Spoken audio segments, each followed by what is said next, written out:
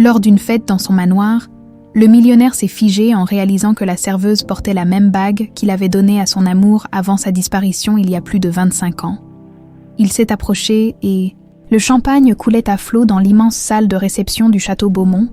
Les lustres en cristal projetaient une lumière dorée sur les invités en tenue de soirée. Étienne Beaumont, fraîchement entré dans sa 50e année, observait d'un œil distrait la foule venue célébrer son anniversaire. Ces mondanités l'ennuyaient profondément, mais les apparences devaient être maintenues. C'était la règle d'or dans son milieu. « Monsieur, puis-je vous proposer du champagne ?» Une jeune serveuse lui tendait un plateau. Étienne allait refuser poliment quand un éclat vert attira son regard. Sur la main de la jeune femme, un anneau en or serti d'une émeraude entourée de petits diamants brillait discrètement.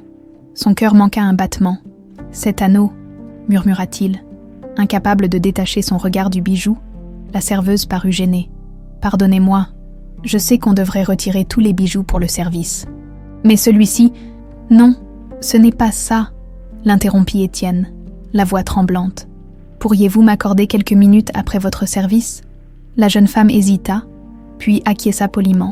« Bien sûr, monsieur. Je termine à minuit. » Étienne passa les heures suivantes dans un état second. Les conversations, les toasts, les félicitations glissaient sur lui sans l'atteindre. Cet anneau, il l'aurait reconnu entre mille. C'était celui de sa grand-mère, celui qu'il avait offert à Isabelle Dupont 24 ans plus tôt. La dernière nuit où il l'avait vue, à minuit précise, il s'éclipsa discrètement vers la terrasse. La jeune serveuse l'y rejoignit quelques minutes plus tard, visiblement nerveuse. « Je m'appelle Manon Mercier », se présenta-t-elle.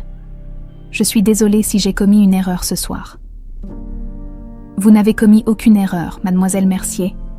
Je voulais simplement vous parler de votre bague. » « Puis-je » Elle hocha la tête, intriguée. La bague luisait doucement sous les étoiles. « C'était à ma mère, » expliqua-t-elle. « Elle me l'a donnée avant de mourir. Il y a 3 ans. C'est tout ce qu'il me reste d'elle. » Étienne sentit sa gorge se nouer. « Votre mère, quel était son nom ?»« Sophie. »« Sophie Mercier, elle était professeure de français dans un petit village près de Nice. » Étienne s'appuya contre la balustrade, les jambes soudain faibles. « Pardonnez mon indiscrétion, mais avez-vous une photo d'elle ?» Manon hésita, puis sortit son téléphone. « Oui, bien sûr. » Elle fit défiler quelques images et lui montra enfin une photo. Une femme d'une 40aine d'années, aux cheveux châtains et aux yeux verts, souriait à l'objectif. Le bras autour des épaules de Manon, le monde d'Étienne s'écroula. Malgré les années, il aurait reconnu ce regard n'importe où. Isabelle, son Isabelle. « Monsieur, vous allez bien? Vous êtes tout pâle. » La voix de Manon lui parvenait comme à travers un brouillard. « Votre mère? Vous parlait-elle parfois de votre père ?» Le visage de la jeune femme se ferma légèrement. Non, elle disait seulement qu'il s'agissait d'un amour impossible. Elle ne prononçait jamais son nom. Étienne prit une profonde inspiration. « Mademoiselle Mercier, je ne sais pas comment vous dire cela, mais cet anneau appartenait à ma grand-mère. Je l'ai offert à une femme que j'aimais profondément, il y a 24 ans. Elle s'appelait Isabelle Dupont, et elle a disparu du jour au lendemain. » Manon le dévisagea, incrédule. « C'est impossible. Ma mère s'appelait Sophie, elle. » « Quel âge avez-vous, Manon ?» coupa doucement Étienne. « 23 ans, je suis né le 12 avril. » Étienne ferma les yeux. 9 mois après la disparition d'Isabelle. Je crois que nous avons beaucoup de choses à nous dire, dans son bureau richement décoré. Tard cette nuit-là, Étienne contemplait le fond de son verre de cognac. La fête s'était terminée, mais il était incapable de trouver le sommeil. Il avait proposé à Manon de lui parler plus longuement, mais elle avait paru bouleversée et avait demandé du temps pour assimiler ses révélations. Il ouvrit le tiroir du bas de son bureau et en sortit une vieille boîte en bois qu'il n'avait pas touchée depuis des années. À l'intérieur, soigneusement conservée, quelques photos jaunies et une lettre, il déplia cette dernière, relisant pour la 1000e fois les mots qui avaient brisé son cœur. « Étienne, quand tu liras ces lignes, je serai déjà loin. Notre histoire était belle, mais impossible. Nos mondes sont trop différents et j'ai besoin d'une autre vie. Loin de Paris, loin de toi. Ne cherche pas à me retrouver. J'ai pris ma décision, et elle est irrévocable. Oublie-moi, Isabelle. » Une larme unique roula sur sa joue. Pendant 24 ans, Il avait cru à ses mots. Il avait épousé Juliette 6 mois plus tard, cédant à la pression familiale, un mariage sans amour qui avait néanmoins donné naissance à Antoine et Camille. Et maintenant tout s'effondrait. Si Manon était bien sa fille, et la ressemblance avec Isabelle était frappante, alors Isabelle était enceinte quand elle avait disparu. Pourquoi n'avait-elle rien dit? Pourquoi était-elle partie? Et surtout, pourquoi avoir changé d'identité? Un frisson glacé lui parcourut l'échine. Et si elle n'était pas partie volontairement? Et si 3 coups discrets à la porte interrompirent ses pensées? Mathilde, la gouvernante qui servait la famille depuis plus de 30 ans, entra avec précaution. « Monsieur devrait essayer de dormir », dit-elle doucement. « Il est presque 3 heures du matin. »« Je n'y arrive pas, Mathilde. J'ai fait une rencontre troublante ce soir. » La vieille dame sembla soudain tendue. « Une rencontre, monsieur. » Étienne hésita, puis décida de se confier. Mathilde avait toujours été plus qu'une employée, une confidente, presque une seconde mère après le décès de la sienne. Une jeune femme qui portait l'anneau de ma grand-mère, celui que j'avais offert à Isabelle. Les yeux de Mathilde s'écarquillèrent imperceptiblement, et ses mains se mirent à trembler légèrement. « Mon Dieu !» murmura-t-elle. « Vous savez quelque chose, n'est-ce pas ?» demanda Étienne. Soudain alerte, la vieille gouvernante détourna le regard. « Ce n'est pas à moi de... »« Mathilde, je dois savoir. Cette jeune femme, Manon, pourrait être ma fille. » Le silence qui suivit fut sa réponse. Mathilde connaissait la vérité. Il en était certain maintenant. « Demain, » dit-il fermement. « Je vais engager des enquêteurs. Je veux tout savoir sur Sophie Mercier, anciennement Isabelle Dupont, et sur les circonstances de sa disparition. » Mathilde sembla sur le point de parler, puis se ravisa. « Soyez prudent, monsieur. Certains secrets sont bien gardés parce qu'ils sont dangereux. » Sur ces paroles énigmatiques. Elle quitta la pièce, laissant Étienne plus troublé encore. Il se leva et s'approcha de la fenêtre. Contemplant les jardins baignés de lune du domaine Beaumont, quelque part dans cette maison, dans ces murs chargés d'histoire, se cachait une vérité qu'on lui avait dérobée pendant près d'un quart de siècle. « Je te retrouverai, Isabelle, » murmura-t-il dans la nuit, « et je découvrirai pourquoi tu as disparu. Je te le promets. » Il ne savait pas encore à quel point cette promesse allait ébranler les fondations mêmes de sa vie et de sa famille. Le bureau privé d'Étienne Beaumont, situé au dernier étage du siège de Beaumont Enterprise, offrait une vue imprenable sur la tour Eiffel. Mais ce matin-là, Étienne ne voyait pas le paysage parisien.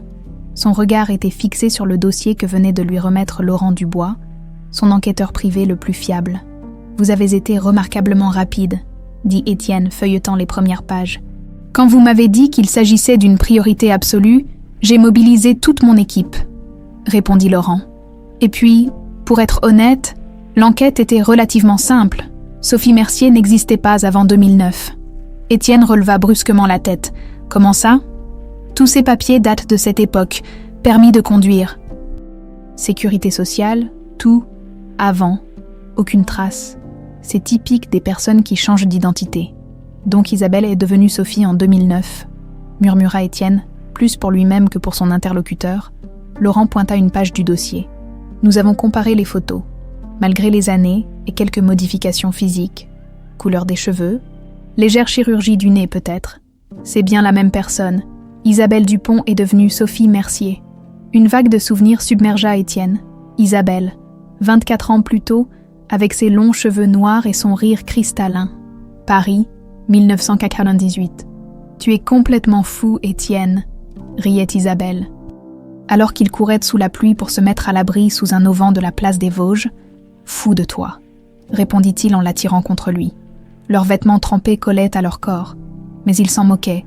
Ils s'étaient rencontrés 3 mois plus tôt, quand Isabelle, jeune assistante dans une galerie d'art, avait guidé Étienne lors d'une exposition, contre toute attente, lui, héritier d'une des plus grandes fortunes de France, elle, simple fille d'instituteur de province, ils étaient tombés éperdument amoureux. « Ta mère me déteste », murmura Isabelle contre son cou. « Elle ne te connaît pas encore. »« Elle n'a pas besoin de me connaître pour savoir que je ne suis pas Juliette Leroy. » Étienne grimaça à la mention de la femme que sa mère avait choisie pour lui. « Juliette ne m'intéresse pas, c'est toi que j'aime. » Il sortit alors de sa poche une petite boîte en velours. « Étienne » souffla Isabelle, les yeux écarquillés. « Ce n'est pas encore une demande officielle. précisa-t-il en ouvrant l'écrin, révélant l'anneau d'émeraude entouré de diamants. Mais c'est une promesse. Un jour, je t'épouserai, Isabelle Dupont, peu importe ce que dira ma famille. Monsieur, la voix de Laurent le ramena brutalement au présent. Pardonnez-moi, dit Étienne en se ressaisissant. Avez-vous trouvé autre chose? Sophie Mercier, ou Isabelle, a enseigné le français dans plusieurs écoles de la Côte d'Azur. Elle vivait modestement mais dignement. Sa fille, Manon, a fait des études brillantes et est actuellement en master de littérature à la Sorbonne. Elle travaille comme serveuse pour financer ses études. Étienne hocha la tête, une boule dans la gorge. Sa fille étudiait la littérature et servait des coupes de champagne pour joindre les deux bouts, alors que lui, y a-t-il des informations sur les circonstances du décès de Sophie? Laurent tourna quelques pages. Cancer du pancréas, diagnostiqué tardivement, elle est décédée à l'hôpital de Nice il y a 3 ans. Étienne ferma les yeux. Il avait espéré, quoi au juste, qu'Isabelle soit encore en vie, cachée quelque part, qu'ils puissent avoir une seconde chance. Je veux que vous continuiez à creuser. Ordonna-t-il, surtout sur la période entre 1988 et 2009. Pourquoi a-t-elle changé d'identité à ce moment précis? Je veux savoir exactement ce qui s'est passé quand elle a disparu. Une fois seul, Étienne se laissa aller contre le dossier de son fauteuil. Il devait maintenant décider comment approcher Manon, comment lui dire qu'il était probablement son père, et surtout, comment lui expliquer qu'il ignorait tout de son existence jusqu'à maintenant. Papa, on peut savoir ce qui te prend. Antoine Beaumont, 22 ans, le regard aussi bleu et froid que celui de sa défunte mère, fixait son père avec suspicion. Ils dînaient tous les trois, Étienne, Antoine et Camille, dans la vaste salle à manger du manoir familial, servie comme chaque soir par Mathilde. « De quoi parles-tu » demanda Étienne, sortant de ses pensées. « Cette fille, la serveuse de ton anniversaire, tu l'as fait embaucher aux relations publiques de l'entreprise, sans entretien, sans CV, rien. » Étienne jeta un regard à Mathilde, qui s'empressa de quitter la pièce. Non sans un regard entendu, il avait effectivement proposé un poste à Manon la veille, prétextant avoir été impressionné par son professionnalisme, un moyen de la garder proche, de mieux la connaître. « Mademoiselle Mercier est parfaitement qualifiée, » répondit-il calmement. « Elle est en master à la Sorbonne et parle 3 langues. »« Oh, s'il te plaît, » intervint Camille, 19 ans, le visage pincé dans une moue dédaigneuse. « Tu ne recrutes jamais personnellement, et surtout pas des... serveuses. » Le ton méprisant de sa fille le blessa. Quand était-elle devenue aussi arrogante? Juliette l'avait toujours trop gâtée, lui passant tous ses caprices. « Je n'ai pas à me justifier de mes décisions professionnelles devant vous, » trancha-t-il. « Beaumont Enterprise reste mon entreprise. » Jusqu'à preuve du contraire. Antoine reposa lentement sa fourchette. « Quelque chose est bizarre depuis ton anniversaire. Tu es distrait. Tu passes des heures enfermé dans ton bureau. J'ai beaucoup de travail. »« Non, » insista Antoine, plissant les yeux. « C'est autre chose, cette fille. Tu la connais d'avant, c'est ça. » Étienne soutint le regard inquisiteur de son fils. Antoine avait toujours été trop perspicace pour son propre bien. « Tu devrais te concentrer sur tes propres responsabilités, » dit-il sèchement. « Ton dernier rapport sur la filiale asiatique était médiocre. Et tu le sais. » Le visage d'Antoine se durcit. Camille, sentant la tension, intervint avec un sourire mielleux. « Ne sois pas si dur avec lui, papa. Nous voulons juste nous assurer que tout va bien. Depuis que maman est partie, Juliette était morte d'un anévrisme foudroyant 1 an plus tôt. Étienne n'avait jamais aimé sa femme comme il avait aimé Isabelle. Mais ils avaient fini par trouver un équilibre, une forme de respect mutuel. Sa disparition avait laissé un vide, surtout pour les enfants. « Je vais parfaitement bien », assura-t-il d'une voix radoucie.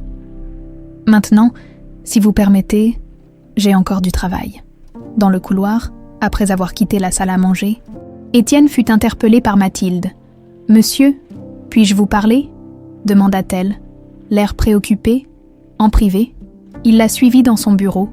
La vieille gouvernante semblait nerveuse, ses mains ridées tripotant son tablier. « Vous devriez faire attention, monsieur, » dit-elle à voix basse. « Antoine a fouillé dans votre bureau hier soir. Je l'ai surpris, mais il a prétendu chercher un document pour vous. » Étienne fronça les sourcils. « Tu en es certaine ? » ?»« Absolument. Et ce n'est pas tout. Monsieur François a téléphoné cet après-midi. François Leroy, le frère de Juliette. l'homme le plus manipulateur qu'Étienne ait jamais connu.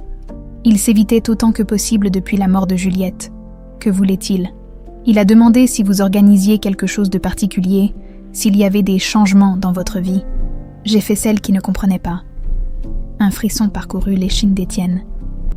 Comment François pouvait-il être au courant ? À moins que... Merci Mathilde. Sois vigilante. D'accord. Je sens que les choses vont devenir compliquées. Resté seul, Étienne se dirigea vers son coffre-fort dissimulé derrière un tableau. Il l'ouvrit et en tira la lettre d'adieu d'Isabelle, celle qu'il avait relue des centaines de fois. Pour la première fois en 24 ans, il se demanda si ces mots étaient vraiment les siens, et si tout n'avait été qu'un mensonge. Depuis le début, le laboratoire était aseptisé, clinique. Étienne regardait l'enveloppe posée sur son bureau sans oser l'ouvrir. Le logo du laboratoire d'analyse génétique semblait le narguer. À l'intérieur, la confirmation de ce qu'il soupçonnait déjà. Il avait fait prélever discrètement un échantillon de chacun, un cheveu de Manon récupéré sur son manteau qu'elle avait laissé au bureau, et son propre ADN. Il inspira profondément et déchira l'enveloppe. Probabilité de paternité, 99,998%. Lut-il à voix haute. Il ferma les yeux.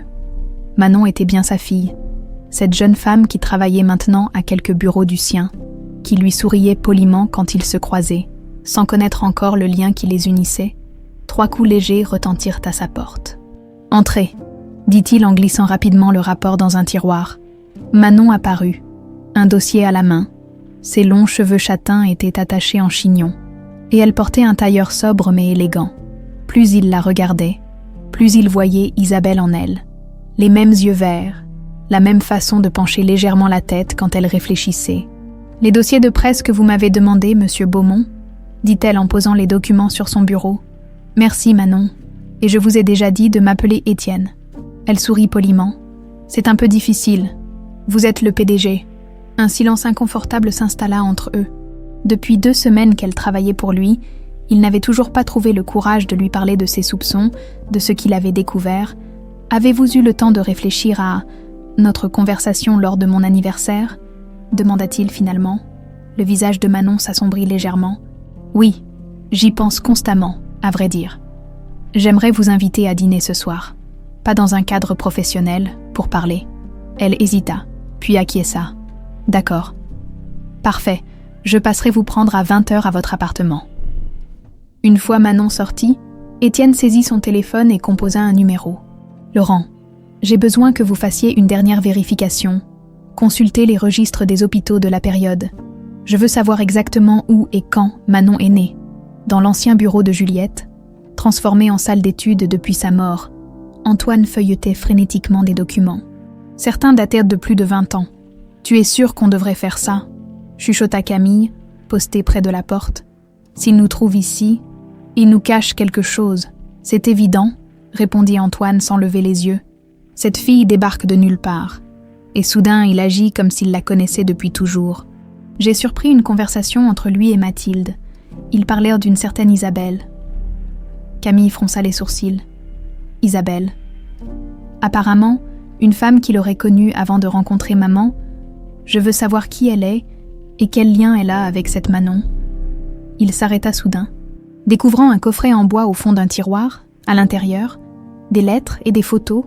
Sur l'une d'elles, leur père, plus jeune, enlaçait une magnifique jeune femme brune. « Mon Dieu !» souffla Antoine. « Cette Manon lui ressemble comme 2 gouttes d'eau. » Camille arracha la photo des mains de son frère. « Tu crois que... » Un bruit de pas dans le couloir les fit sursauter. Antoine referma précipitamment le coffret et le remit en place. Mathilde ouvrit la porte, les surprenant dans leur fouille. Son regard passa de l'un à l'autre, puis au bureau dérangé. « Que faites-vous ici ?» demanda-t-elle, la voix tranchante. « Nous cherchions des documents concernant les bijoux de famille, » répondit rapidement Camille avec un sourire innocent. « Je voulais emprunter le collier de perles de maman pour une soirée. » Mathilde ne fut pas dupe. « Les bijoux sont dans le coffre du dressing principal, comme toujours. Sortez d'ici immédiatement. » Une fois seule, la vieille gouvernante examina rapidement le bureau. Remarquant les traces de leur intrusion, elle ouvrit le tiroir, vérifia le coffret et soupira de soulagement en constatant qu'il n'avait pas découvert le double fond où se trouvèrent les documents les plus compromettants. Le restaurant était intimiste. Dans une ruelle discrète du Marais, Étienne avait réservé une table isolée, à l'abri des regards. « C'est magnifique », commenta Manon, impressionnée malgré elle par le cadre élégant. « J'ai pensé que nous aurions besoin d'intimité pour cette conversation », répondit Étienne. Ils commandèrent, puis Étienne se lança, sortant de sa veste intérieure une enveloppe. « J'ai fait des recherches sur votre mère, » dit-il doucement, « et sur vous. » Manon se raidit, sans me demander la permission. Je devais comprendre. Vous avez dit que votre mère s'appelait Sophie Mercier, mais j'ai découvert qu'avant 2009, elle s'appelait Isabelle Dupont. L'Isabelle que j'ai aimée il y a 24 ans, à qui j'ai offert cette bague que vous portez. Manon baissa les yeux vers l'anneau. Ma mère m'a toujours dit que c'était un cadeau d'un homme qu'elle avait aimé, qu'il représentait un amour véritable. Ça l'était, murmura Étienne, la gorge nouée. Manon, j'ai des raisons de croire que je suis votre père. Le silence qui suivit sembla durer une éternité. Manon fixait la nappe, immobile. J'ai fait un test ADN, poursuivit-il en lui tendant l'enveloppe. Il est positif à 99,98%. Manon prit l'enveloppe d'une main tremblante. Pourquoi ? Demanda-t-elle finalement. Pourquoi ma mère serait-elle partie si vous l'aimiez tant ? Pourquoi n'a-t-elle jamais dit qui vous étiez ? Je l'ignore. Quand elle a disparu, elle m'a laissé une lettre me demandant de ne pas la chercher. J'ai cru qu'elle ne m'aimait plus. Je ne savais pas qu'elle était enceinte. Elle parlait souvent d'un grand amour perdu, murmura Manon, les larmes aux yeux. Elle disait que parfois, on doit renoncer à ce qu'on aime le plus pour le protéger. Je croyais que c'était une de ces phrases de mère, vous savez. Étienne sentit son cœur se serrer. La protéger de quoi ? De qui ? Je ne sais pas. Mais j'ai toujours senti qu'elle avait peur de quelque chose. Nous déménagions souvent quand j'étais petite. Puis en 2009, nous avons changé de nom. Elle disait que c'était pour un nouveau départ. J'avais 7 ans. Je ne posais pas de questions. Il avança une main hésitante vers celle de Manon. Elle ne la retira pas. « Je veux comprendre ce qui s'est passé, » dit-il doucement. « Et j'aimerais apprendre à vous connaître, si vous le voulez bien. » Une larme roula sur la joue de Manon. « Toute ma vie, j'ai cru que mon père nous avait abandonnés, que vous ne vouliez pas de nous. Jamais je n'aurais fait ça. Si j'avais su pour vous, j'aurais remué ciel et terre. » François Leroy faisait les 100 pas dans son vaste appartement, avec vue sur la Seine. À 60 ans, il gardait une allure impressionnante, bien que ses tempes grisonnantes trahissent son âge. Son téléphone sonna. « Alors ?» demanda-t-il sèchement. « C'est confirmé », répondit une voix masculine. Il dîne avec elle en ce moment même au petit cénacle, conversation privée, table isolée. François raccrocha, furieux. Étienne avait retrouvé la fille d'Isabelle. Comment était-ce possible après toutes ces années ? Ils avaient été si prudents. Il composa un nouveau numéro. « C'est moi », dit-il quand on décrocha. « Nous avons un problème. Il semble que Sophie Mercier ait laissé une trace derrière elle. Sa fille est à Paris, et Étienne l'a trouvée. » Un silence au bout de la ligne. Puis une voix féminine. « Âgée. Impossible. Nous nous étions assurés que, visiblement, pas assez. Nous devons agir, avant qu'Étienne ne découvre tout. Tu te souviens de ce qui était en jeu, n'est-ce pas ? » « Bien sûr que je m'en souviens, » répliqua sèchement la voix. « C'est moi qui ai tout orchestré. Laisse-moi réfléchir. Nous n'avons pas beaucoup de temps, Colette. Ta précieuse lignée Beaumont risque d'être entachée si la vérité éclate. Ne me menace pas, » siffla Colette Beaumont. « N'oublie pas que je connais tous tes petits secrets, mon cher François. Nous sommes dans le même bateau. J'irai voir mon fils demain. » François raccrocha, puis se servit un cognac. Comment cette situation avait-elle pu lui échapper ? Ils avaient payé une fortune pour faire disparaître Isabelle Dupont, pour protéger l'alliance entre les Beaumont et les Leroy, 24 ans de secrets soigneusement gardés, et pourtant, le destin avait trouvé un moyen de les rattraper. Vêtue d'un élégant tailleur gris, Colette Beaumont traversait le hall du siège de Beaumont Enterprise d'un pas décidé. Malgré ses 75 ans, les employés s'écartaient respectueusement sur son passage. Même sans titre officiel depuis la mort de son mari, elle restait la matriarche redoutée du clan Beaumont. « Madame Beaumont », salua la secrétaire d'Étienne en se levant précipitamment. « Nous ne vous attendions pas. Mon fils est-il disponible ?» demanda Colette sans préambule. « Il est en réunion, mais je vais... » « Pas la peine », coupa la vieille dame en poussant déjà la porte du bureau. Étienne leva les yeux des documents qu'il examinait avec Manon. Une expression de surprise, puis d'agacement, traversa son visage. « Mère, quelle visite inattendue !» Colette ignora délibérément Manon. « J'ai besoin de te parler, en privé. » Étienne hésita, puis fit un signe à Manon. « Nous reprendrons cette discussion plus tard, mademoiselle Mercier, une fois seule. » Colette inspecta le bureau de son fils comme si elle y cherchait des indices. « Alors c'est elle, » dit-elle finalement. « La fille d'Isabelle. » Étienne se figea. « Comment es-tu au courant ? » « Paris est un petit monde, mon fils. » Elle s'assit avec élégance. « Tu joues à un jeu dangereux. » « Ce n'est pas un jeu. Manon est ma fille. » Colette laissa échapper un petit rire sans joie. « Ta fille, ton héritière légitime est Camille, ton successeur. Antoine, cette bâtarde n'a pas sa place dans notre famille. » Étienne se leva brusquement. « Sors de mon bureau immédiatement. »« Je viens t'avertir, Étienne. Pour ton bien, certaines portes devraient rester fermées. Isabelle Dupont appartient au passé. Elle n'est plus là pour se défendre, n'est-ce pas ? Pratique. » Colette plissa les yeux. « Que veux-tu dire ? J'ai engagé des enquêteurs. Des questions très intéressantes se posent sur la façon dont Isabelle a disparu, sur cette lettre que j'ai reçue. » Une ombre passa sur le visage de Colette. « Tu perds ton temps et tu risques de détruire tout ce que nous avons bâti. Nous. » Il eut un rire amer. « Tu veux dire ce que tu as orchestré, mon mariage avec Juliette, ton alliance avec les Leroy. Tout ce que j'ai fait. » répliqua-t-elle en se levant à son tour. « Je l'ai fait pour préserver le nom des Beaumont, et tu ferais bien de t'en souvenir. » Elle quitta le bureau, laissant derrière elle une menace à peine voilée. Dans le café branché du 6e arrondissement, Antoine faisait tourner distraitement son espresso.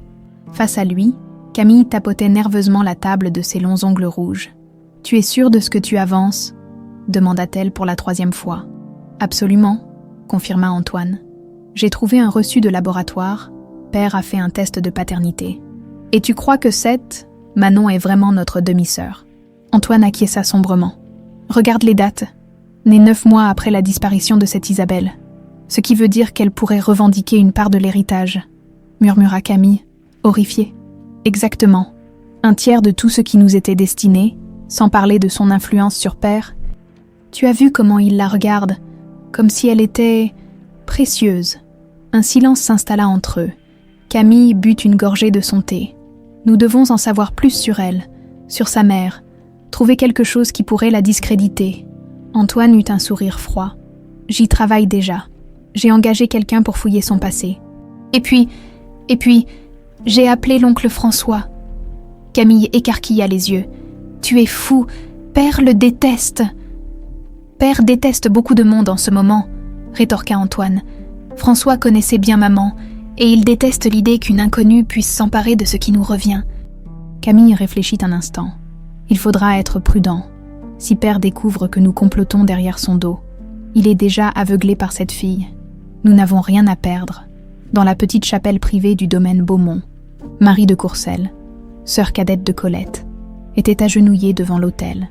À 68 ans, son visage gardait une douceur que les années n'avaient pas altérée, contrairement à celui de sa sœur. La porte s'ouvrit doucement, laissant entrer Étienne. « Tante Marie, Mathilde m'a dit que je te trouverais ici. » Marie se signa avant de se relever. « J'ai appris que Colette t'avait rendu visite. Je suppose que ce n'était pas une visite de courtoisie. » Étienne s'assit sur un banc, invitant sa tante à faire de même. « Elle sait pour Manon. »« Bien sûr qu'elle sait, » soupira Marie. « Ta mère a toujours eu un don pour découvrir ce qu'on voulait lui cacher. » Un silence s'installa, uniquement troublé par le bruissement des feuilles à l'extérieur. « Tu l'as connue, n'est-ce pas, Isabelle ?» Marie baissa les yeux. « Oui, une jeune femme charmante, trop bien pour notre monde corrompu par l'argent et les apparences. Pourquoi est-elle partie ?» Marie se tordit les mains. « Étienne, je t'en prie, tu sais quelque chose. Je le vois dans tes yeux. Ce sont de vieilles histoires. Des choses terribles se sont produites à cette époque, des choses dont je ne suis pas fière d'avoir été témoin. » Étienne prit doucement les mains de sa tante. « J'ai besoin de savoir, pour Manon, pour moi. » Marie sembla lutter intérieurement. « Je n'étais pas directement impliquée. Mais j'ai entendu des conversations entre ta mère et François. Il voulait à tout prix que tu épouses Juliette, au point de faire disparaître Isabelle. Je ne peux pas en dire plus. murmura Marie, les larmes aux yeux. Je t'en prie, comprends-moi, ta mère est toujours ma sœur. Et François est capable de tout, même après toutes ces années. Surtout après toutes ces années. Les secrets bien gardés sont les plus dangereux quand ils menacent d'éclater. Dans la cuisine du manoir, Mathilde préparait méticuleusement un plateau de thé. Ses gestes, précis après 30 ans de service, trahissaient pourtant une certaine nervosité. Elle sursauta quand François apparut dans l'encadrement de la porte. « Monsieur François, je ne savais pas que vous étiez là. J'avais une petite discussion avec Antoine, » répondit-il avec un sourire qui n'atteignait pas ses yeux. Comme au bon vieux temps. Quand Juliette était encore parmi nous, Mathilde s'affaira autour de la théière pour cacher son malaise. François s'approcha, trop près. « Vous êtes toujours là, n'est-ce pas, Mathilde ? Témoin silencieux de tous les secrets des Beaumont, y compris ceux concernant une certaine Isabelle Dupont. » La vieille gouvernante pâlit, mais garda son sang-froid. « Je ne vois pas de quoi vous parlez, monsieur. Vraiment. » François effleura du doigt une tasse en porcelaine. « Pourtant, vous étiez déjà là quand cette tragédie s'est produite, quand cette jeune femme a si mystérieusement disparu. Je sers la famille Beaumont avec loyauté depuis plus de 30 ans. » Répondit Mathilde d'une voix ferme. « Ma discrétion fait partie de mes qualités. Votre discrétion ou votre complicité ?» Leurs regards se croisèrent, chargés de non-dits. « Le thé va refroidir », dit simplement Mathilde en soulevant le plateau. François s'écarta pour la laisser passer, mais ajouta à voix basse. « Souvenez-vous de ce qui est en jeu, Mathilde. Certains secrets doivent rester enterrés, pour le bien de tous. » Une fois seule, Mathilde reposa le plateau. Ses mains tremblantes maintenant, elle devait parler à Étienne, lui dire ce qu'elle savait avant qu'il ne soit trop tard. Avant que François ne prenne les devants, elle ouvrit un petit tiroir dissimulé dans le buffet de la cuisine et en sortit une clé. Cette clé ouvrait une vieille malle dans sa chambre, contenant ses journaux intimes. Des journaux où elle avait consigné, année après année, tous les secrets dont elle avait été témoin, y compris la vérité sur la disparition d'Isabelle Dupont. La terrasse du petit café parisien offrait une vue imprenable sur Notre-Dame en reconstruction. Étienne avait choisi cet endroit neutre, loin des oreilles indiscrètes du manoir et du bureau. Manon arriva pile à l'heure, vêtue d'une simple robe bleue, qui la rajeunissait encore davantage. « Merci d'être venue », dit Étienne en se levant pour l'accueillir. Manon s'assit, visiblement tendue. « Votre message semblait urgent. » « Il l'est. » Il hésita, cherchant ses mots. « Depuis notre dîner l'autre soir, j'ai continué à enquêter, sur votre mère, sur nous. Et j'ai retrouvé des photos. » Il sortit une enveloppe et la lui tendit. « Je voulais vous les montrer avant de vous dire quelque chose d'important. » Manon ouvrit l'enveloppe avec précaution. À l'intérieur, des clichés jaunis par le temps. Isabelle et Étienne, plus jeunes, souriants, amoureux. Sur l'une d'elles, ils se tenaient devant la tour Eiffel. Sur une autre, ils étaient assis au bord de la Seine. « Elle était si belle », murmura Manon, les yeux brillants. « Et vous aviez l'air heureux », compléta Étienne. « Nous l'étions, terriblement heureux. Alors pourquoi est-elle partie ?» Étienne prit une profonde inspiration. « Je commence à croire qu'elle n'est pas partie volontairement. »« Que quelqu'un l'a forcée ?» Manon releva brusquement la tête, incrédule. « Qui ? Pourquoi ? Ma famille, ma mère, plus précisément, et probablement François Leroy, le frère de celle qui est devenue ma femme, pour que j'épouse Juliette, comme il l'avait prévu. » Un serveur vint prendre leur commande. Ils attendirent qu'il s'éloigne pour reprendre leur conversation. « Manon, regardez cette photo. » Il lui en montra une autre. Un cliché où Isabelle portait une robe légère, son ventre légèrement arrondi visible sous le tissu fin. C'est la dernière photo que j'ai d'elle. Je n'avais jamais remarqué avant. Manon porta la main à sa bouche. Elle était enceinte. De moi. Oui, et je n'en savais rien. La voix d'Étienne se brisa. Si j'avais su. Ma mère me disait toujours que mon père n'avait jamais su qu'elle attendait un enfant. Que c'était mieux ainsi. Manon essuya une larme. J'ai grandi en vous détestant. Vous savez, en imaginant un homme cruel qui avait abandonné ma mère. Je ne l'aurais jamais abandonné, jamais. Étienne hésita, puis décida de se lancer. Manon, je sais que c'est soudain, mais je voudrais que vous sachiez officiellement qui je suis. Je voudrais vous reconnaître comme ma fille. Un silence s'installa, seulement troublée par le bruit des conversations voisines et le clapotis de la scène en contrebas. Vous voulez dire, légalement. Oui, vous êtes une Beaumont, Manon, ma fille. Les yeux verts de la jeune femme, si semblables à ceux d'Isabelle, s'emplirent de larmes. Je ne sais pas quoi dire. Ne dites rien pour l'instant. Réfléchissez-y. Je sais que c'est beaucoup à assimiler. Paris, 1998.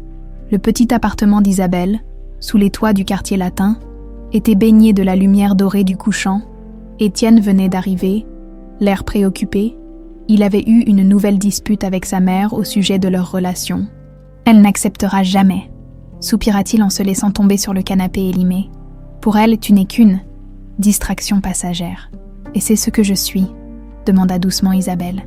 Étienne la regarda avec intensité. « Tu sais bien que non. » Isabelle s'approcha et s'assit près de lui, prenant ses mains dans les siennes. « J'ai quelque chose à te dire, Étienne. Quelque chose d'important. Tu me fais peur. Qu'est-ce qu'il y a ? Je suis enceinte. » Le temps sembla s'arrêter. Étienne la fixa, abasourdi. « Tu... quoi ? 2 mois. Je l'ai appris hier. Mon Dieu. » Isabelle, il l'attira contre lui dans une étreinte presque désespérée. « C'est merveilleux. Vraiment ?» Elle se recula pour le regarder. « Ta mère, ta famille, au diable ma famille !» s'exclama-t-il avec une ferveur qui la fit sursauter.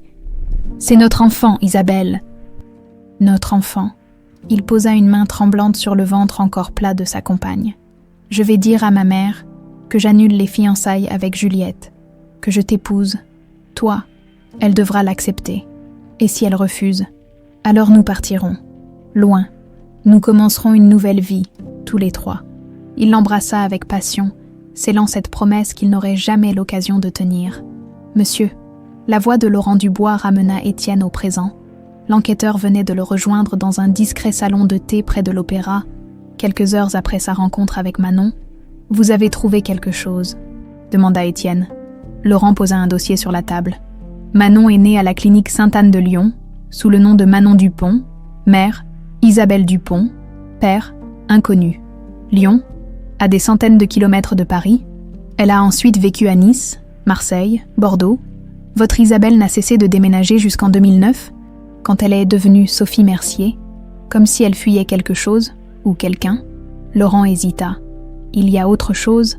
En 2009, juste avant leur changement d'identité, il y a eu un incident, un incendie dans leur appartement à Bordeaux, classé comme accidentel, mais les circonstances sont troubles. Le feu a pris pendant la nuit, dans l'entrée, bloquant la porte principale. Elles ont dû s'échapper par la fenêtre. Étienne sentit un frisson glacé lui parcourir l'échine. Ce n'était pas un accident. C'est aussi mon impression, après cet incident.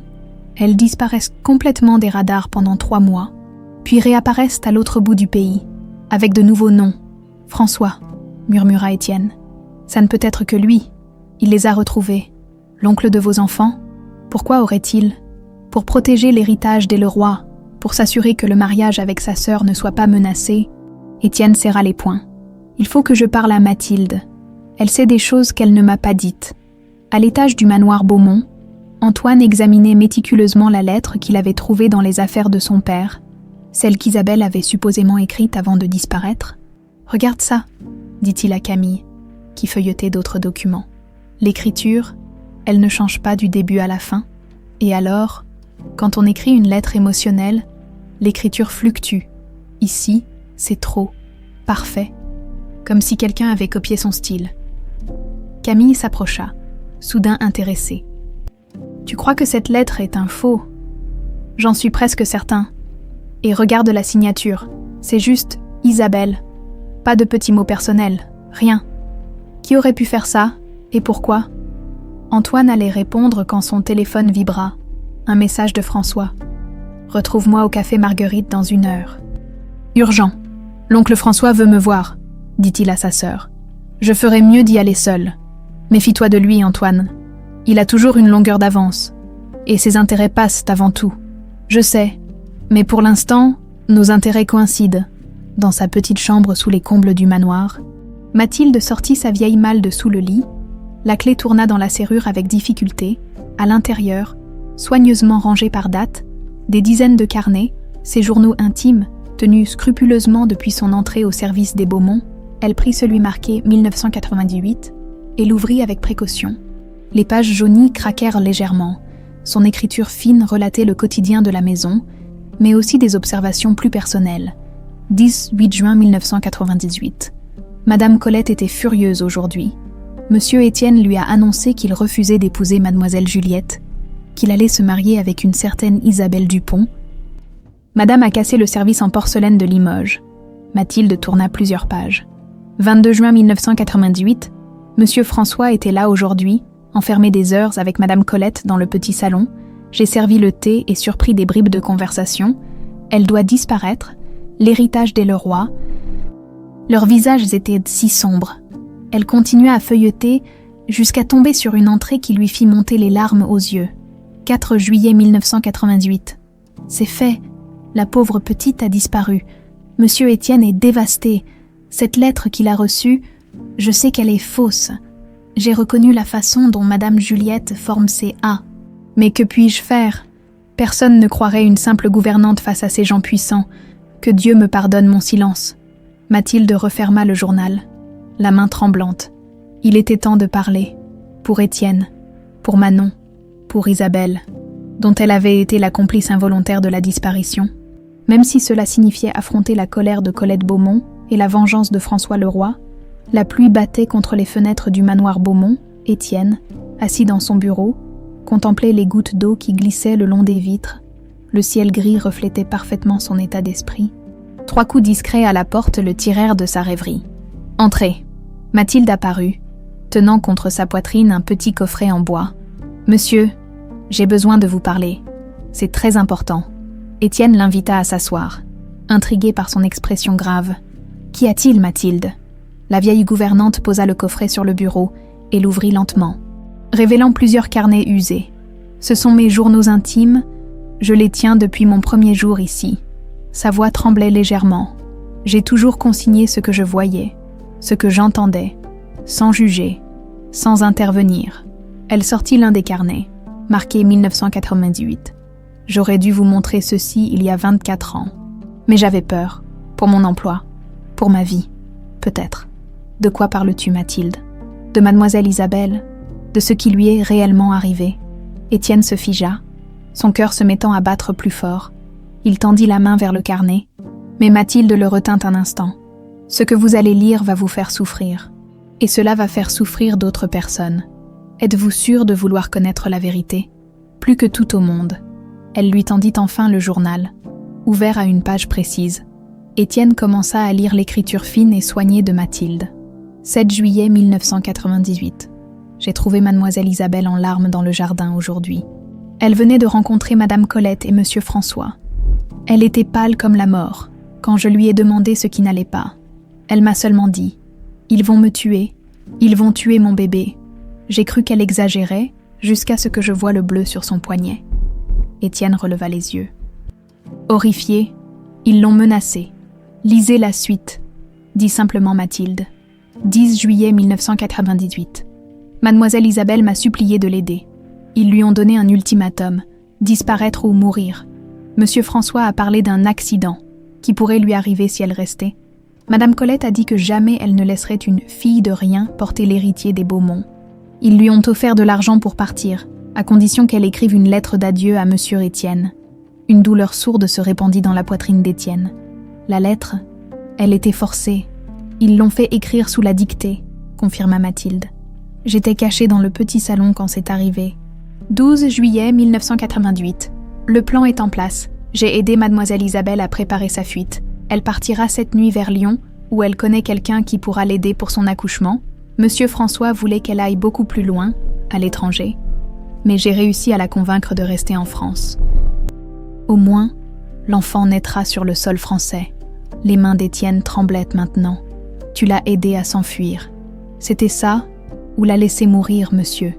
Les yeux de Mathilde s'emplirent de larmes. François ne plaisantait pas.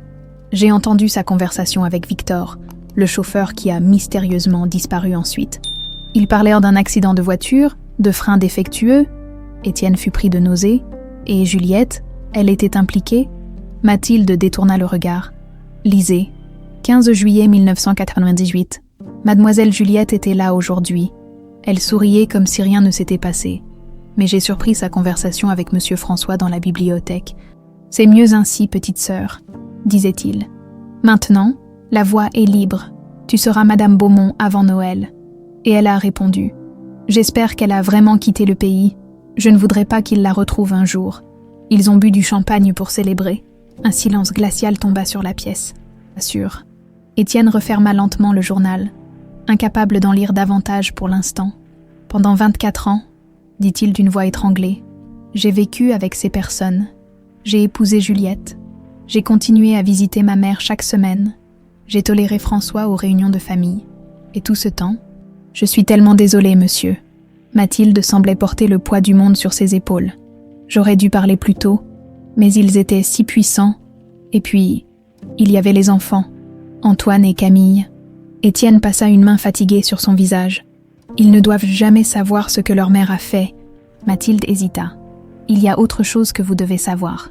Quoi encore? J'ai gardé contact avec Isabelle.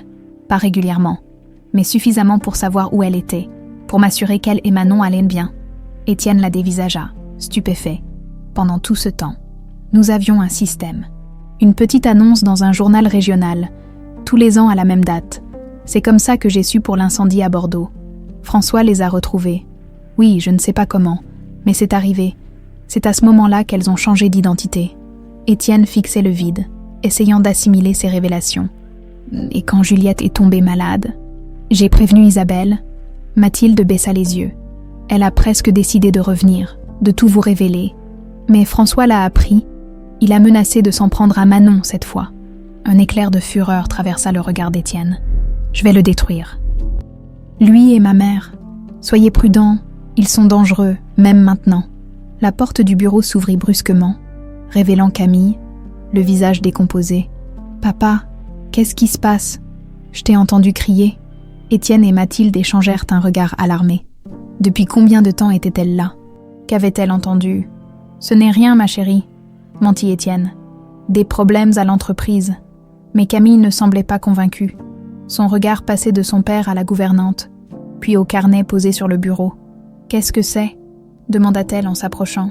« Des vieux documents sans importance, » répondit précipitamment Mathilde en refermant le coffret.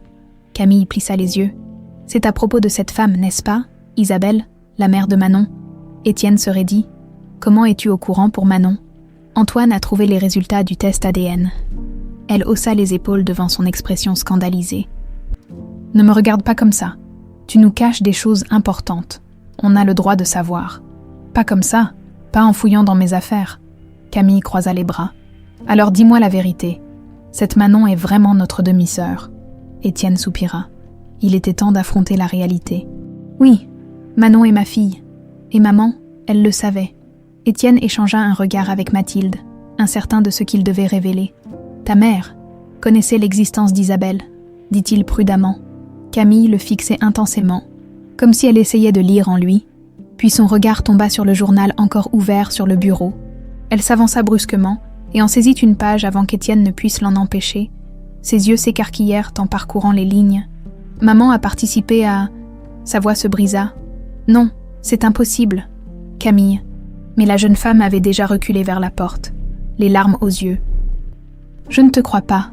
Maman n'aurait jamais fait ça. C'est cette Manon. N'est-ce pas? Elle arrive et soudain toute notre famille est déchirée. » Elle sortit en claquant la porte. Étienne se leva pour la suivre, mais Mathilde posa une main sur son bras. « Laissez-lui du temps. Elle va prévenir Antoine, et probablement François. Alors nous devons agir vite. » Mathilde sortit un autre carnet du coffret. « Il y a autre chose que vous devez savoir au sujet de la propriété en Provence. La maison de Juliette, pas exactement. C'est là-bas que sont conservés certains documents, des preuves. Juliette y gardait tout ce qui concernait la disparition d'Isabelle. Par culpabilité, peut-être. J'y suis allée, en secret, après sa mort. Quel genre de preuves? Des lettres, des photos, et surtout... » Mathilde baissa la voix, comme si elle craignait d'être entendue malgré la porte fermée. « Un enregistrement? Une conversation entre François, votre mère et Juliette, planifiant tout ?» Les yeux d'Étienne s'illuminèrent. « Avec ça, je pourrais les faire tomber. » Mais François le sait aussi, s'il apprend que la vérité risque d'éclater, il essaiera de détruire les preuves. Étienne saisit son téléphone. « Je dois prévenir Manon, la mettre en sécurité avant que François ne comprenne quel est le lien vers sa mère. » Alors qu'il composait le numéro, une pensée glaçante le traversa. Si Isabelle avait forgé sa mort pour protéger Manon des menaces de François, était-il possible qu'elle soit toujours en vie? Quelque part, la route sinueuse vers la Provence était baignée de soleil, au volant de sa Mercedes. Étienne jetait régulièrement des coups d'œil dans le rétroviseur, vérifiant qu'il n'était pas suivi. À ses côtés, Manon regardait défiler le paysage, silencieuse, assimilant encore les révélations des derniers jours. « Vous êtes sûr que les documents sont toujours là-bas ?» demanda-t-elle finalement. Mathilde semble le penser, et c'est notre meilleure piste. Ils avaient quitté Paris à l'aube, juste après qu'Étienne ait reçu un message alarmant de tante Marie. François s'était rendu au manoir en pleine nuit, avait eu une discussion houleuse avec Colette, puis était parti précipitamment. Comment était-elle? La question de Manon sortit de nulle part. Qui? Ma mère, quand vous l'avez connue? Étienne sourit doucement. Lumineuse, c'est le mot qui me vient. Elle avait cette façon d'éclairer une pièce simplement en y entrant, et déterminée aussi quand elle voulait quelque chose. Ça, je connais, sourit Manon. Elle était terrifiante quand elle avait une idée en tête. Un silence confortable s'installa, rempli de souvenirs partagés d'une femme qu'ils avaient aimée différemment, mais intensément. Je n'arrive toujours pas à croire qu'elle ait pu simuler sa mort, murmura Manon, me laisser croire qu'elle était partie pour toujours. Si Mathilde a raison, c'était pour te protéger. François l'avait retrouvée une fois de plus. Mais pourquoi ne pas vous avoir contacté? Vous auriez pu nous aider? Étienne soupira. J'étais mariée à la sœur de son persécuteur. Elle devait penser que je ne la croirais pas. Ou pire, que j'étais complice. La route commençait à grimper, serpentant entre les collines couvertes d'oliviers et de cyprès. La propriété des Leroy n'était plus qu'à quelques kilomètres. « Regardez !» s'exclama soudain Manon, pointant vers l'horizon. Une colonne de fumée noire s'élevait au loin, exactement dans la direction qu'ils prenaient. Quand ils arrivèrent enfin, le spectacle était désolant. La magnifique bastide provençale était la proie des flammes. Des pompiers s'activaient déjà, mais l'incendie semblait avoir pris trop d'ampleur pour sauver quoi que ce soit. Étienne freina brutalement et sortit en trombe de la voiture. « Que s'est-il passé ?» demanda-t-il au premier pompier qu'il croisa. « Incendie d'origine inconnue, monsieur. Vous êtes le propriétaire. » « Mon ex-belle-famille. Je devais récupérer des documents importants. » Le pompier secoua la tête. « Je crains que tout ne soit perdu. Le feu a pris dans plusieurs endroits simultanément. C'est suspect. » Étienne serra les poings. François avait pris les devants. Il avait détruit toutes les preuves. Une voix familière l'interpella. « Étienne, Dieu merci, tu es là. » Tante Marie s'avançait vers lui, le visage noirci par la fumée, tenant un grand sac en toile contre elle. « Marie, que fais-tu ici ?»« François, » dit-elle simplement. « Je l'ai entendu parler avec Colette. Il disait qu'il allait nettoyer la maison de Provence. J'ai compris ce qu'il voulait dire et j'ai pris le premier train. Tu es arrivée avant l'incendie ?» Elle hocha la tête, un petit sourire aux lèvres malgré la situation. « Juste à temps. J'ai pris tout ce que j'ai pu dans le bureau de Juliette. » Elle ouvrit légèrement le sac, révélant des dossiers, des lettres et une petite boîte métallique. « Tu es incroyable », souffla Étienne en l'embrassant sur la joue. « J'ai passé 24 ans à me taire, » répondit Marie, les larmes aux yeux. « Il était temps que je fasse quelque chose. » Elle se tourna vers Manon, la dévisageant avec émotion. « Tu dois être Manon. Tu ressembles tellement à ta mère. Vous l'avez connue ?» Brièvement, elle était exceptionnelle, trop bien pour notre monde corrompu. Elle se tourna vers Étienne. « Nous ne pouvons pas rester ici. François pourrait revenir pour vérifier que tout a bien brûlé. » Ils trouvèrent refuge dans une petite auberge du village voisin, dans la chambre qu'ils avaient louée. Tante Marie étala le contenu du sac sur le lit. « Ces papiers prouvent tout, » dit-elle en montrant une liasse de documents. Les transactions financières pour faire partir Isabelle, les menaces, même des photos de surveillance prises au fil des années pour la retrouver. François est donc bien derrière l'incendie à Bordeaux, murmura Étienne. Et derrière bien d'autres choses, confirma Marie. Il n'a jamais cessé de la traquer. Il craignait qu'elle ne revienne un jour raconter la vérité. Manon examinait une pile d'enveloppes, soigneusement attachées avec un ruban. « Qu'est-ce que c'est » Des lettres, répondit Marie doucement. De ta mère à Étienne, jamais envoyées, bien sûr. Juliette les a trouvées quand François a localisé Isabelle la première fois, à Lyon. Les mains tremblantes, Étienne prit la pile, des dizaines de lettres qu'il n'avait jamais reçues, des mots d'amour, d'espoir, puis de désespoir, écrits au fil des années. Et ceci, continua Marie en sortant une vieille cassette, et l'enregistrement dont parlait Mathilde, Juliette avait l'habitude d'enregistrer secrètement certaines conversations, une sorte d'assurance, je suppose. « Nous allons avoir besoin d'un magnétophone, » dit Étienne. « L'aubergiste en a un. » C'est un collectionneur. Tandis qu'Étienne allait chercher l'appareil, Manon et Marie continuèrent à examiner les documents. Soudain, Manon poussa un petit cri. « Qu'y a-t-il » demanda Marie. « Cette photo, elle tenait un cliché jauni où l'on voyait une Isabelle visiblement enceinte. Je ne l'avais jamais vue. Et il y a une date au dos, 20 août 1998, c'est un mois après sa disparition. » Étienne revint avec le magnétophone, juste à temps pour entendre la remarque de Manon. Il observa la photo avec émotion. « Tu étais déjà là » murmura-t-il, en effleurant l'image du ventre rond d'Isabelle. Ils placèrent la cassette dans l'appareil et appuyèrent sur lecture. Des craquements, puis des voix claires s'élevèrent. « Est-ce vraiment nécessaire, François ?» La voix de Juliette, hésitante. « Absolument. Cette fille porte l'héritier des Beaumont. Tu crois que Colette va accepter ça? Un bâtard. Étienne l'aime. Étienne est naïf. Il est l'héritier des Beaumont. Tu es l'héritière des Leroy. Cette alliance est prévue depuis vos naissances. Je ne laisserai pas une petite intrigante tout gâcher. » Un silence, puis la voix glaciale de Colette Beaumont. « Elle a jusqu'à demain pour disparaître. Sinon, François s'en chargera définitivement. Vous ne pouvez pas la tuer. » La voix de Juliette, horrifiée. « Les accidents arrivent, ma chère. » François, presque amusé. Manon avait pâli. Étienne arrêta l'enregistrement, incapable d'en entendre plus. « Avec ça, dit-il, la voix tremblante de rage, je peux les détruire tous les deux. Mais tu ne peux pas rendre publique une telle histoire, objecta Marie.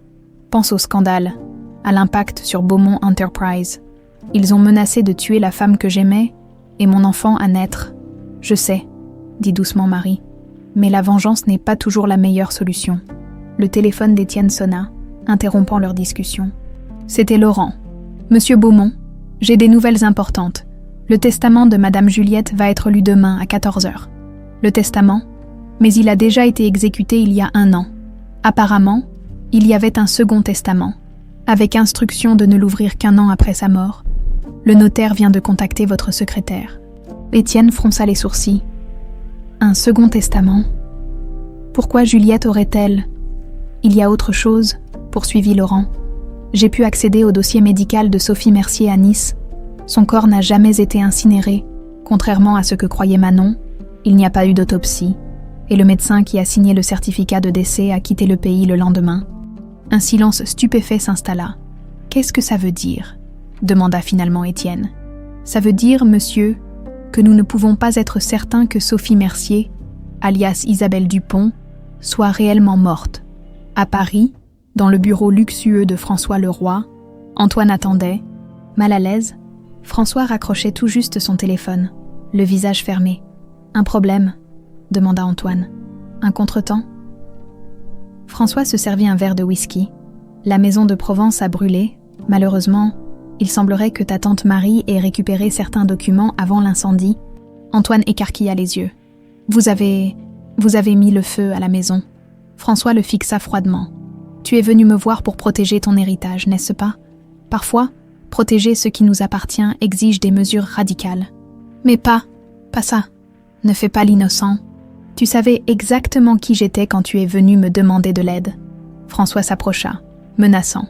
Et maintenant, tu es impliqué? Antoine recula, soudain conscient du danger. Qu'est-ce que vous avez fait à Isabelle, à la mère de Manon? Un sourire froid étira les lèvres de François. Ta mère ne t'a jamais parlé de ça, sur son lit de mort. Le jeune homme pâlit. Comment savez-vous? Juliette a toujours eu la conscience tourmentée. François vida son verre. Elle t'a parlé d'Isabelle, n'est-ce pas? T'as supplié de faire en sorte qu'Étienne ne la retrouve jamais? Antoine ne répondit pas. Mais son silence était éloquent. Ce que ta mère ignorait, poursuivit François, c'est qu'Isabelle Dupont n'est peut-être pas aussi morte qu'on le croit. La lecture du testament allait commencer dans moins d'1 heure. Dans l'antichambre du cabinet notarial, Étienne faisait les 100 pas. Manon, assise près de la fenêtre, observait Paris s'étendre à ses pieds. Marie et Mathilde patientaient silencieusement, l'une à côté de l'autre. Antoine et Camille devraient déjà être là, marmonna Étienne. Ils viendront, répondit Mathilde. Quoi qu'il arrive, ils sont vos enfants. La porte s'ouvrit brusquement, laissant entrer Camille. Son regard passa de son père à Manon, puis aux 2 femmes plus âgées. Antoine ne viendra pas, annonça-t-elle froidement. Il est avec l'oncle François. Étienne soupira. Tu lui as parlé ? Oui. Il pense que tu as perdu la tête, que cette femme, elle désigna Manon d'un mouvement du menton, t'a manipulé ? Camille, tu sais que ce n'est pas vrai. Sa fille détourna le regard. Je ne sais plus ce qui est vrai ou pas. Tout ce que je croyais savoir sur notre famille s'effondre, maman. Sa voix se brisa. Manon se leva lentement et s'approcha d'elle. Je suis désolée, dit-elle doucement. Je n'ai jamais voulu causer tout ça. Camille la fixa un instant, puis, à la surprise générale, s'effondra en larmes. Comment as-tu pu garder le secret tout ce temps ? Demanda-t-elle à son père entre 2 sanglots. Pourquoi n'as-tu jamais rien dit ? Je ne savais pas, Camille, je te le jure. J'ignorais que ta mère était impliquée dans la disparition d'Isabelle. J'ignorais que j'avais une fille. Un employé du notaire vint les interrompre. Maître Dufresne est prêt à vous recevoir. Ils entrèrent dans le bureau feutré, où le notaire les attendait, un épais dossier devant lui, à la surprise générale. François et Antoine étaient déjà installés. Ah, toute la famille est réunie, sourit François, comme s'il s'agissait d'une simple réunion mondaine. Parfait. Étienne serra les dents mais ne répondit pas. Il s'assit, Manon à sa droite, Camille à sa gauche, un signe subtil de son choix. « Mesdames, messieurs, commença le notaire, nous sommes réunis aujourd'hui pour la lecture d'un testament complémentaire laissé par feu Madame Juliette Beaumont, née Leroy, conformément à ses volontés. Ce document ne devait être ouvert qu'1 an après son décès. Il ouvrit l'enveloppe scellée et en sortit plusieurs feuillets. Je, sous-signé, Juliette Beaumont, saine de corps et d'esprit, rédige ces lignes alors que je sais ma fin proche. Ce testament complète celui déjà enregistré, mais concerne des aspects plus personnels de ma succession. Le notaire s'éclaircit la gorge avant de poursuivre. Premièrement, je souhaite faire une confession publique. Mon mariage avec Étienne Beaumont a été orchestré par mon frère François et ma belle-mère Colette, après qu'ils aient forcé la véritable fiancée d'Étienne, Isabelle Dupont, à disparaître. J'étais complice de cette manœuvre, motivée par l'ambition et l'amour aveugle que je portais à Étienne. Un murmure stupéfait parcourut l'assistance. François s'était raidi sur sa chaise. Deuxièmement, je reconnais avoir su qu'Isabelle était enceinte lorsqu'elle a disparu. L'enfant, une fille nommée Manon, est la fille biologique d'Étienne. Je demande pardon à cet enfant innocent pour le préjudice que mes actions lui ont causé. Manon porta une main à sa bouche, les larmes aux yeux.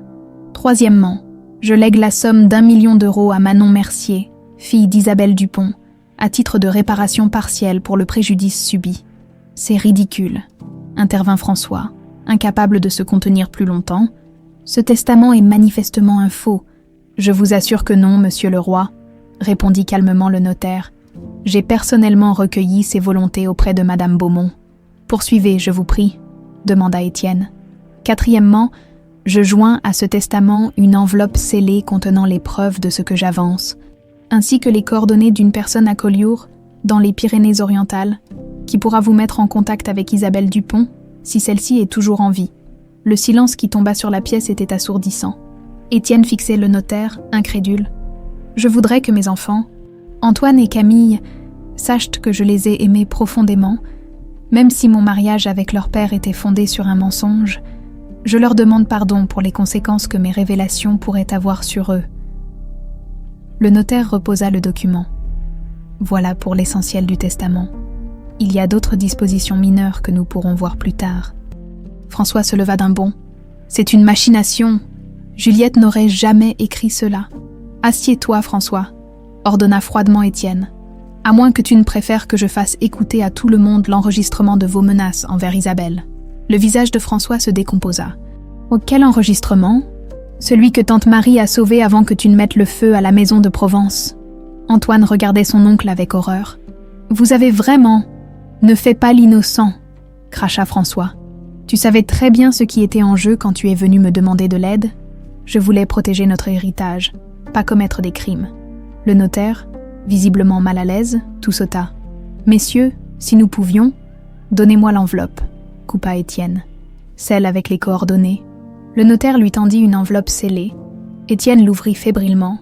À l'intérieur, une simple carte où était écrit un nom et une adresse à Collioure. Mathilde, appela-t-il. Tu connaissais Collioure. La vieille gouvernante acquiesça lentement. C'est là qu'Isabelle voulait aller si elle devait un jour disparaître complètement. Elle aimait ce petit port. François avait blanchi. C'est impossible. Nous nous sommes assurés que... Que quoi ? Demanda Étienne, le regard dur. Qu'elle était morte. Comme l'incendie à Bordeaux devait la tuer, elle et Manon.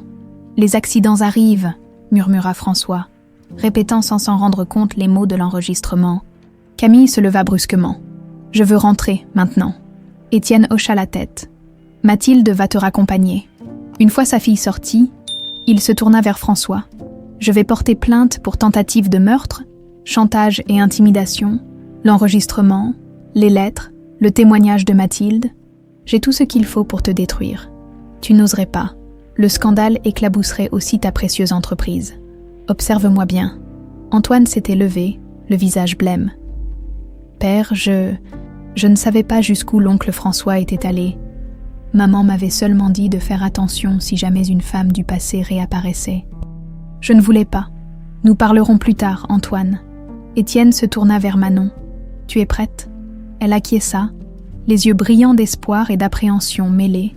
3 jours plus tard, une voiture roulait le long de la côte méditerranéenne. Étienne conduisait, silencieux, tandis que Manon observait la mer scintillante sous le soleil d'automne.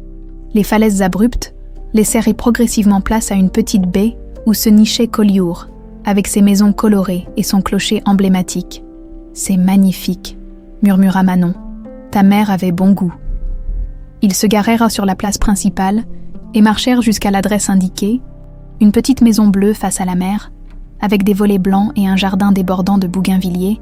Étienne hésita devant la porte, soudain paralysé par l'émotion. « Et si ce n'est pas elle ?» murmura-t-il. « Si nous nous trompons ?» Manon prit sa main. « Alors nous aurons essayé, ensemble. » Elle frappa 3 coups à la porte.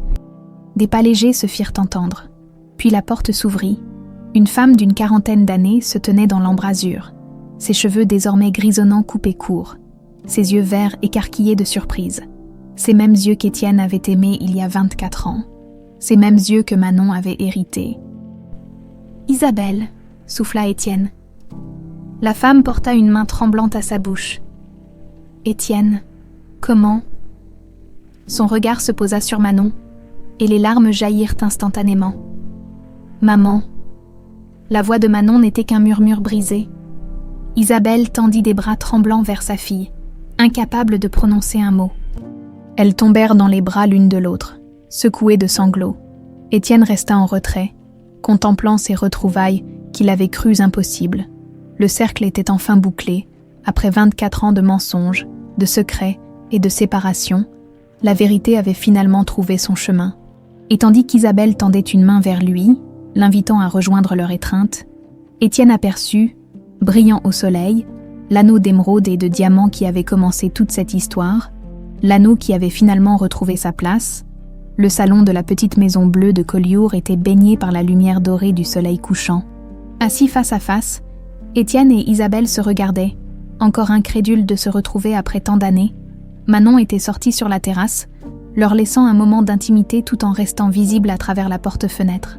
« Je n'arrive toujours pas à croire que tu sois là », murmura Isabelle. « Pendant 24 ans, j'ai imaginé ce moment, puis j'ai fini par l'enterrer, comme un rêve impossible. » Étienne tendit la main, effleurant timidement ses doigts. « Pourquoi ne pas m'avoir contacté, même après la mort de Juliette ?» Isabelle secoua doucement la tête. « La peur ne disparaît pas comme ça. Étienne, François m'avait retrouvé à Bordeaux, l'incendie. J'ai vraiment cru que nous allions mourir cette nuit-là. C'est à ce moment que tu es devenue Sophie Mercier. Oui, nouvelle identité, nouvelle ville, toujours en fuite. Elle eut un sourire triste. Et puis Manon grandissait. Elle posait des questions. Je ne pouvais pas lui imposer cette vie éternellement. Alors tu as décidé de t'installer ici. Collioure était notre refuge secret. Tu te souviens, ce week-end que nous avions passé ici? Ses yeux brillèrent de larmes contenues. Je me suis dit que si un jour tu me cherchais vraiment, tu te souviendrais peut-être de cet endroit. Le souvenir de ce week-end, juste avant la disparition d'Isabelle, revint à Étienne avec une clarté saisissante. 3 jours de bonheur parfait, loin de Paris, loin des pressions familiales. C'est ici qu'ils avaient fait des projets d'avenir, sans savoir que tout s'écroulerait quelques semaines plus tard. Et il y a 3 ans, pourquoi simuler ta mort? Isabelle détourna le regard vers la mer. François avait retrouvé ma trace, encore. Je ne sais pas comment. J'ai reçu une lettre, avec une photo de Manon à l'université, un message clair. Il savait où elle était. Alors tu as disparu pour la protéger. Et c'était la seule solution. Tant que je restais vivante, il continuerait à me traquer. Et par extension, à menacer Manon, ma mort lui donnait ce qu'il voulait. La certitude que je ne révélerais jamais la vérité. Étienne serra les poings. Cet homme a détruit nos vies. Pas entièrement. Sourit doucement Isabelle. Manon est la preuve vivante que notre amour a survécu, d'une certaine façon. Sur la terrasse, Manon observait la mer. Perdue dans ses pensées, sa mère vivante, était à quelques mètres d'elle. L'émotion était si intense qu'elle avait besoin de ce moment pour l'assimiler. « Comment as-tu fait ?» demanda Étienne. « Pour ta mort. Un médecin, un homme bon qui avait soigné Manon quand elle était petite, il a falsifié le certificat de décès, déclarant un cancer du pancréas. J'ai disparu, encore une fois. Mais cette fois-ci, c'était différent. J'abandonnais ma fille. » Sa voix se brisa. Étienne s'approcha et la prit dans ses bras. Pour la première fois depuis leur retrouvaille. Elle se raidit un instant, puis se détendit contre lui. « Comment as-tu survécu toutes ces années ?» murmura-t-il contre ses cheveux. « Jour après jour, en me concentrant sur Manon, sur sa sécurité, son éducation, son bonheur. Tu as fait un travail remarquable. Elle est extraordinaire. » Isabelle sourit à travers ses larmes. « Elle te ressemble tellement, pas physiquement, mais dans sa façon d'être, sa détermination, son intelligence. » Un silence confortable s'installa entre eux. À travers la fenêtre, ils regardèrent leur fille contempler l'horizon. « J'ai donné l'anneau à Manon avant de mourir, » reprit Isabelle. « Je lui ai dit que c'était un cadeau de l'homme que j'avais aimé, que cet anneau représentait un amour vrai. C'était une façon de me la renvoyer. Peut-être, je ne sais pas si c'était conscient. Peut-être que quelque part j'espérais que cet anneau vous réunirait un jour, d'une façon ou d'une autre. » Elle sourit faiblement. « Je ne pensais pas que ce serait aussi direct, qu'elle travaillerait comme serveuse à ton anniversaire. Le destin a parfois des chemins étranges. » Manon revint dans le salon à ce moment, les yeux encore rougis, mais le visage plus serein. « J'ai tant de questions, » dit-elle en s'asseyant près d'eux. « Nous avons tout le temps maintenant, » répondit doucement Isabelle. « Toute une vie à rattraper. Pourquoi ne pas m'avoir dit la vérité sur mon père ?» Isabelle soupira. « Au début, c'était pour te protéger. Tu étais trop petite pour garder un tel secret. Et puis, avec le temps, c'est devenu plus difficile. Comment t'expliquer que ton père n'était pas un lâche qui nous avait abandonnés, mais un homme qui ignorait jusqu'à ton existence? Tu aurais dû me faire confiance. » « Sam, tu as raison. » Isabelle prit les mains de sa fille. « J'étais tellement habituée à vivre dans la peur, dans le secret. Ça finit par déformer tout. » Étienne observait cette reconnexion entre mère et fille, ému au-delà des mots. Tant d'années perdues. Et pourtant, l'amour était toujours là, intact. « Et maintenant ?» demanda-t-il finalement. « François va être arrêté. Tu n'as plus à te cacher. » Isabelle le regarda longuement. « Je ne sais pas, Étienne. J'ai passé plus de la moitié de ma vie à être quelqu'un d'autre. Sophie Mercier, puis Claire Dumas ici à Collioure. Je ne sais même plus qui est vraiment Isabelle Dupont. Je la connais, moi, dit-il doucement.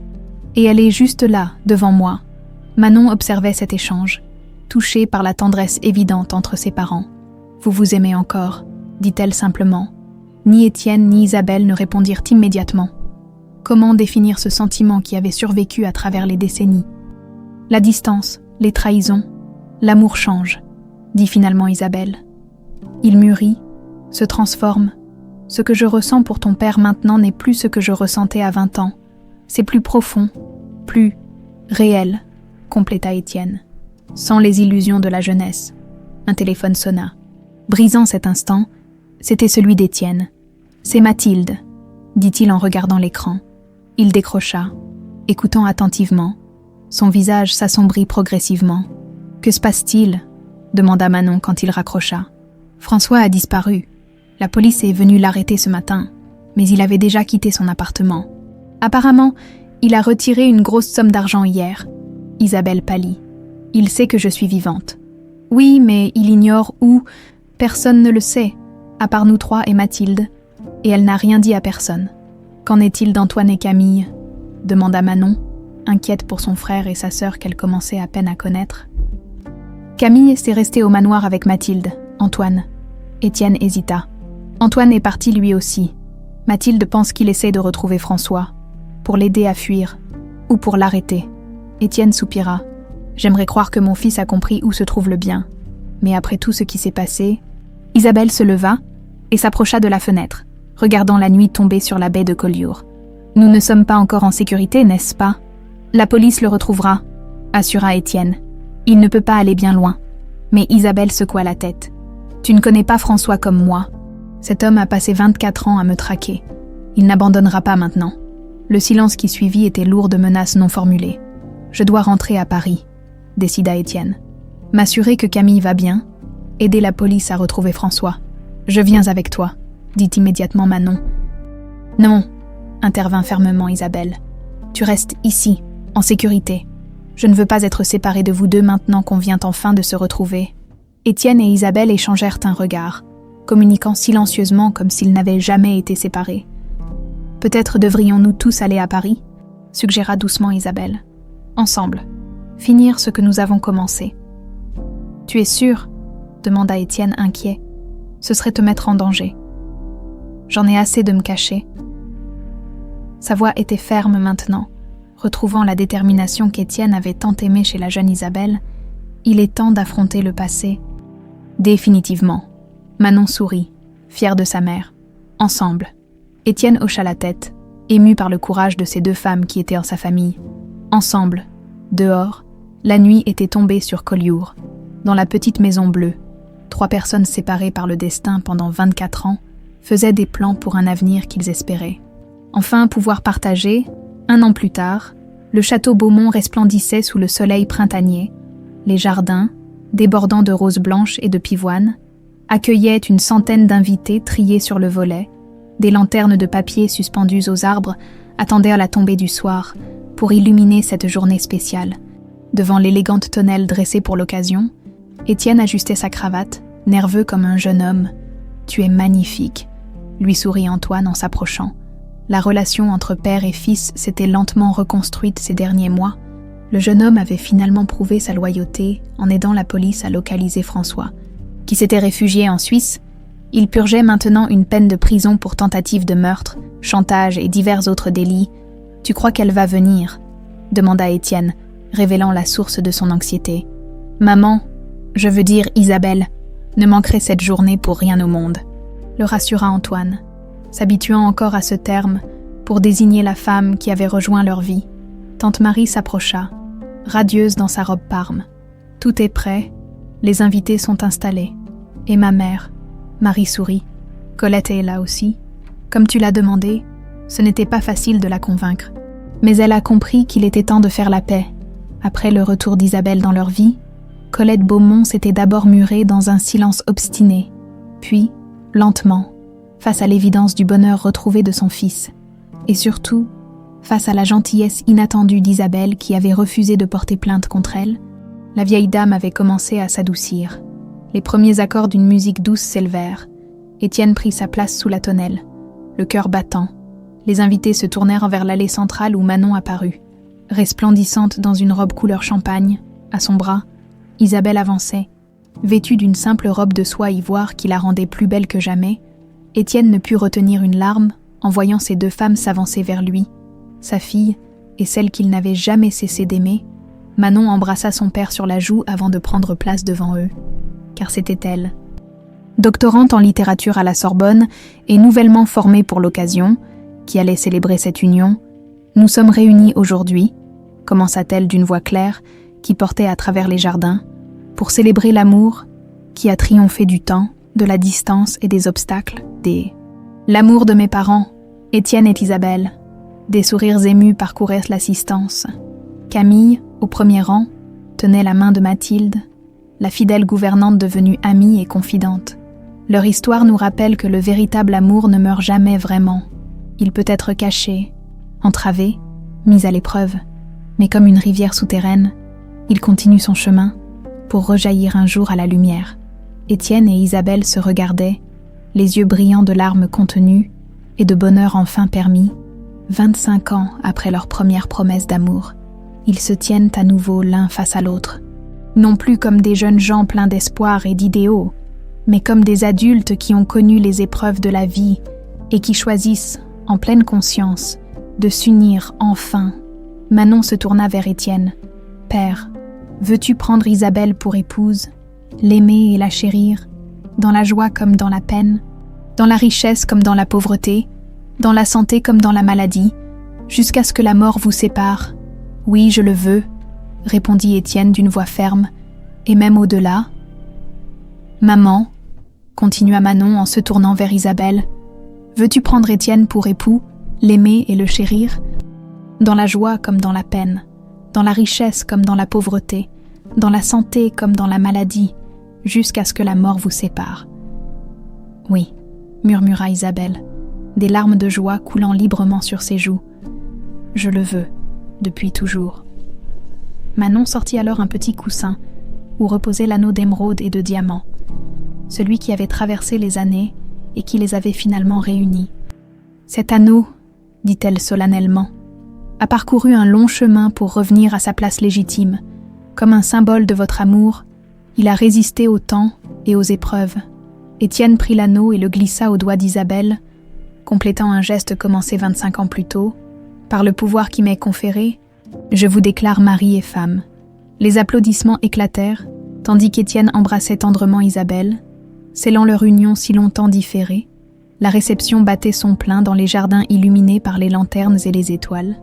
Étienne et Isabelle, inséparables, recevaient les félicitations de leurs invités.